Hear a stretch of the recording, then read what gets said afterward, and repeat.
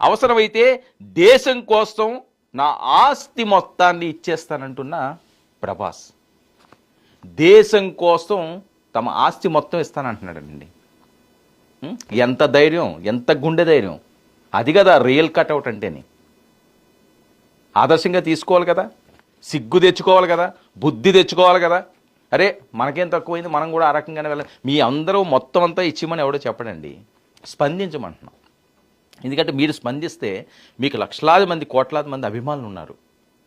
వాళ్ళందరిలోని కూడా ఒక తెలియని ఉత్తేజం వస్తుంటుంది. అరే మా హీరో అన్నాడు రా, మనం ఆ రకంగా వెళ్దాం రా. అంటే ఏదో తుపాకీలు పట్టుకుంటే యుద్ధంలోకి వెళ్ళమని కాదు, బార్డర్లోకి వెళ్ళిపోయి వాళ్ళు గుళ్ళకి అడ్డుపడమని కాదు నేను చెప్పేది.